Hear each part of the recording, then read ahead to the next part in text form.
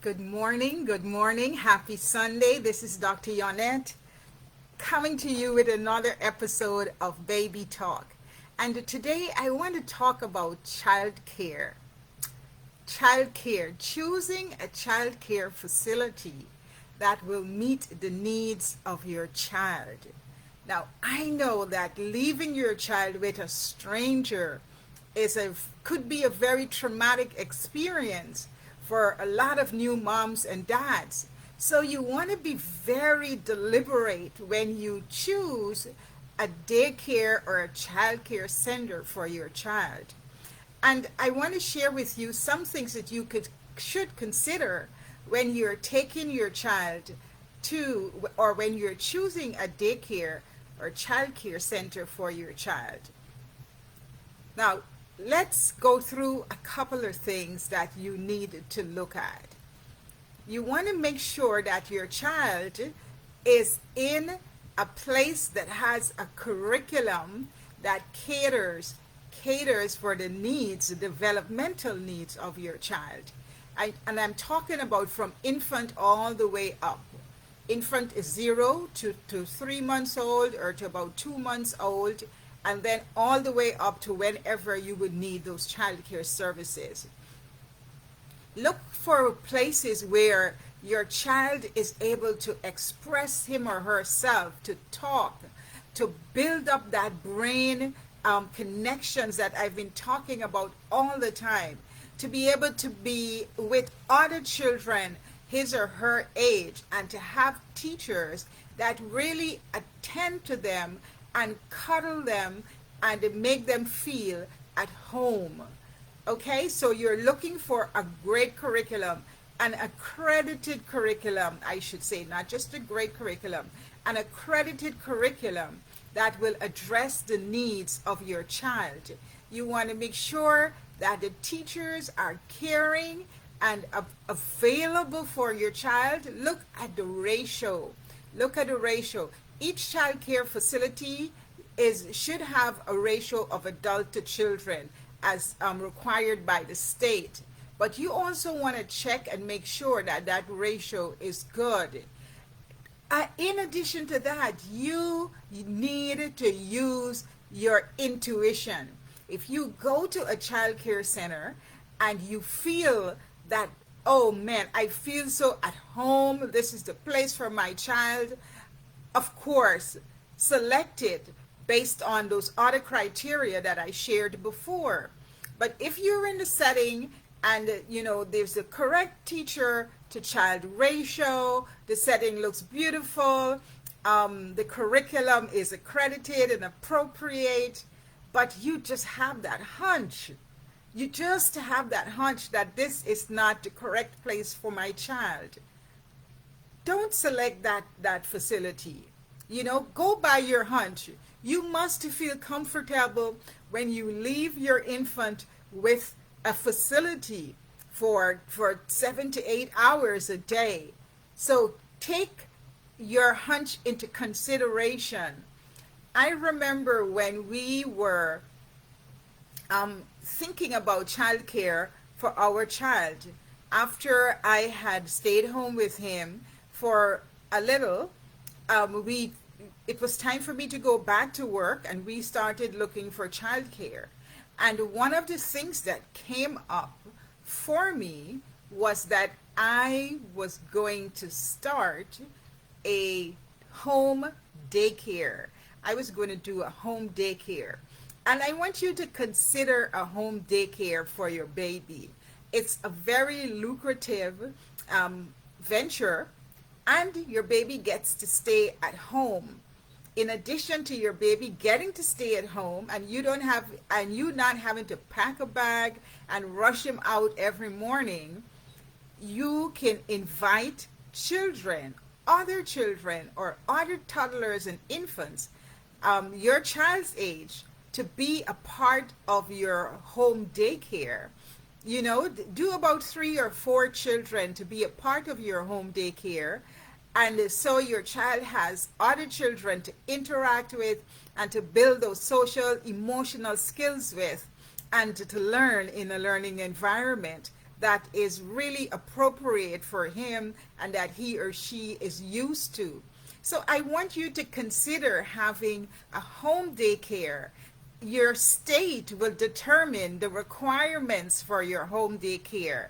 But as you consider this, here are some other considerations that you need to to make as you look into starting your own child home-based daycare. You want to learn about what the requirements are for your state in terms of licensure. Some states don't even require licensures, others do. So you want to check in to find out what the requirements are to be able to do a home-based daycare. So contact your state's Department of Child Care Services, and they should be able to tell you exactly what you need. You may also need to have a CPR license uh, um, so that you are able to take care of any emergencies that you may have while you're there. And as I'm sharing this, you can hire someone to come in and run the daycare for you, or you can do it yourself, because like I said, if you have 3 to 4 children in addition to your child, that would really give you a nice chunk of money when the week ends or the month ends. You want to consider taking early childhood classes, a few classes here and there. It's not required really, but being knowledgeable about the expectations and the developmental milestones that you should look for would be key to helping you with a successful childcare home-based business. Now, you want to create a plan, a daycare plan. A plan helps you understand or guide you through what you need to do and how your business is going to progress over the time that you have it in existence. And then you want to look through your house and find a location that you would want to have the daycare in. Look for a room that will be very appropriate for putting a daycare.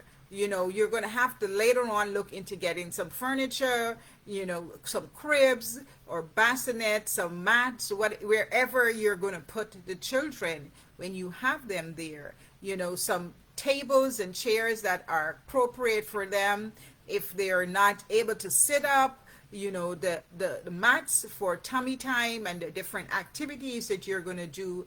You have to later on you're going to look into that. Now, you want to get some insurance, and childcare daycare insurance is very inexpensive, but you want to get insurance to cover any accidents or any liability that you may run into later on. So typically you want to look for liability coverage, property and workers' compensation for your daycare. Now, look for grants for funding. There are lots of grants out there that will help you to cover the cost of the items or the equipment and supplies that I was talking about earlier, in terms of toys and art supplies and cleaning supplies and cribs and tables and computers and food, etc. You want to also prepare your daycare so that you know it is clean, it is sanitized, and it's child proof. So the children that you are taking care of are in a safe environment, and you don't have to be anxious about safety in your environment. Okay, so next you want to make sure that you have a contract. When the parents come with their children, you want to have a contract that they sign.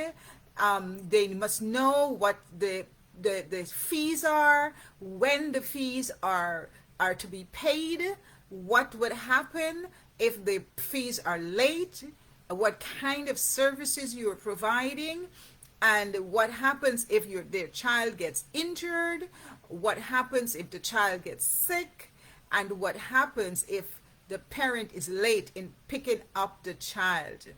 So, in other words, you have that contract that covers all of those areas, and you also want to establish the policies and procedures for running your daycare. You- the in you you are making sure that you cover all your grounds so that your daycare can run efficiently. So establish your policies and your procedures for your staff, for the parents. Who, make sure you know who is picking up the child. The parent shares that in the contract, and who you're releasing the child to.